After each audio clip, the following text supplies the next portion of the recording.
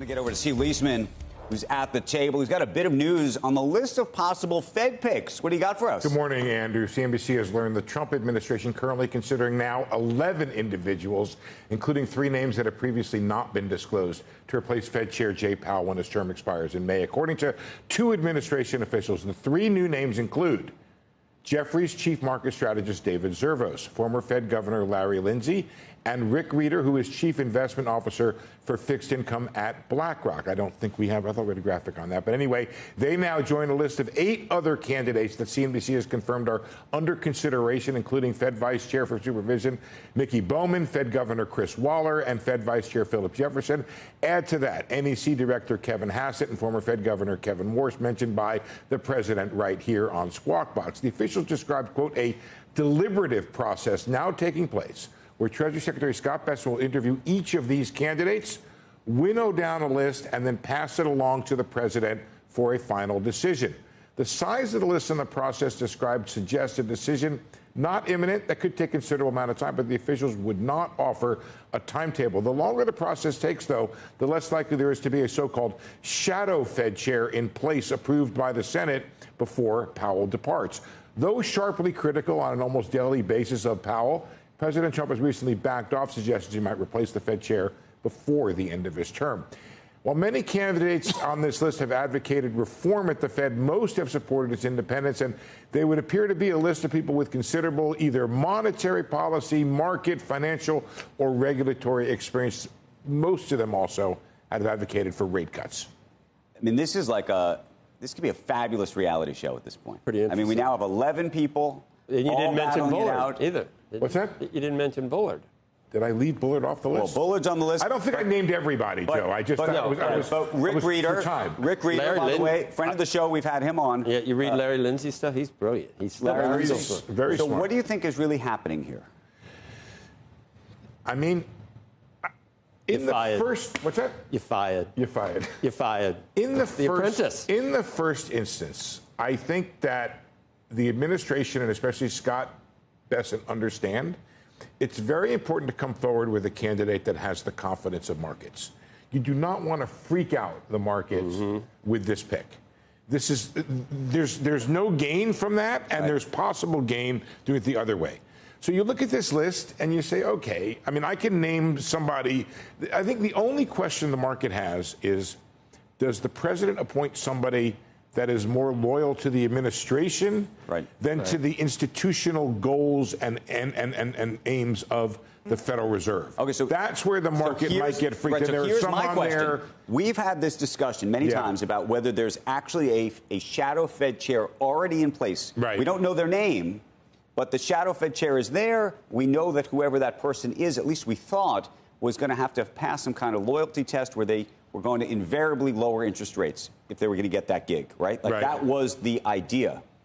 The question is actually whether this throws some of that in doubt, because some of the folks on this list appear to be a little bit, I don't want to say more independent, but maybe willing to do their own thing if they were to get the gig. Yeah. I think, Joe, work with me on this. This is interesting to me, and you too, Andrew, okay? The Federal Reserve Act allows the president to nominate this person, okay? So there is clearly some scope within the act for the president to nominate somebody on their side, right? It's not like there's an independent commission that comes up with the candidates and picks it. The president picks it. Right. So what do you want? You want somebody who will embrace your vision of your policy and the economy. Michelle Bowman, I think, was really interesting in her speech over the weekend. I didn't get a chance to report this, but if you go and read it, she says not only are tariffs not going to be inflationary, but she says nice things about other parts of the policy.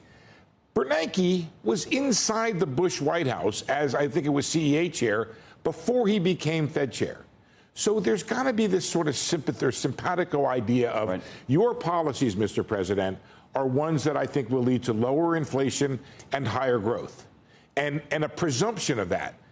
Part of the friction between Powell and Trump right now, Powell does not embrace that assumption.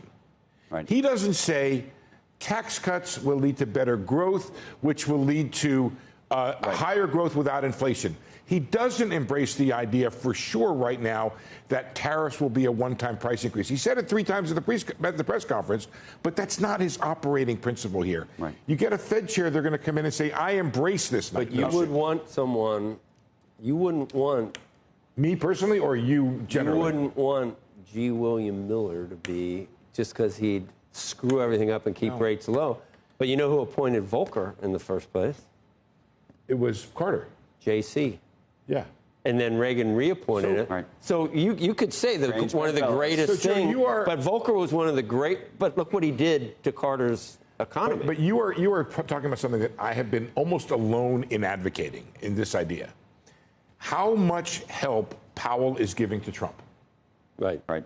And he won't recognize it, but my contention is this, that Powell, by holding a hard line on the potential inflation from tariffs, is keeping inflation expectations under control and perhaps staunching this idea of tariff inflation moving over into broader inflation. Even more so if there is a slowdown generated by any of Trump's, take your pick for the people that hate his policy, he's got a fall guy, too. Well, that's what the Fed is there for. This is not new. Nobody's smarter than Trump in understanding this, but the Fed is there to be blamed. So it hasn't happened yet. I went to Polymarket. I'm going to Kalshi as well. Oh, do you have a... I'm trying to see if these new names have been added yet. Who's in the lead right now? Well, it seems to me, hold on, I want to make sure I'm getting the right thing going here. But it seems to me, and you tell me, that the Kevins, if you will... It had been worse. Had been at the height of all of this. Now, not so much. I'm trying to actually find it. You don't know who the top person... it's not coming up the way I'm searching for it. But what is your sense? We heard about the Kevins last week. Kevin Hassett, Kevin Warsh. Yeah, if it was going to be one of them, you wouldn't need 8 more people. Are they off the list now? I want to pick up on what Joe just said. Joe's idea, and tell me if I'm reading into what you're saying, the idea was maybe they weren't satisfied with that. Exactly. And the president wanted a bigger list. Yeah. And said, give me more candidates. I have to think, although I cannot say this from the officials I talked to, that the process of the wider list is driven by the president. Right? You would think. Scott is not freelancing on this thing, I would not think. Just one more thing, guys, if you would. I think we may have a graphic on this. You know that the Treasury Secretary, I believe, was overnight on another show, talked about a 50. There is a modest small bid of a 50 in the futures market this morning. It's not big. It's a 2.7% probability versus a 97% for a 25.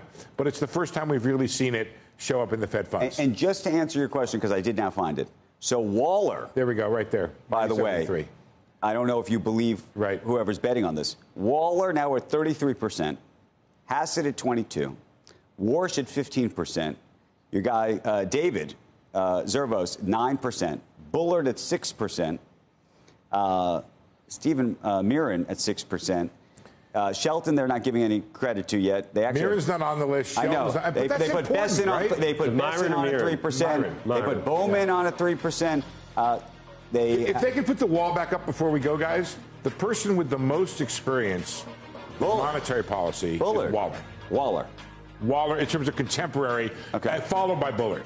If you want a guy who's an expert, right now, Waller is sort of maybe not quite that level. Stan Fisher or Richard Clarida, they were Fed vice chairs.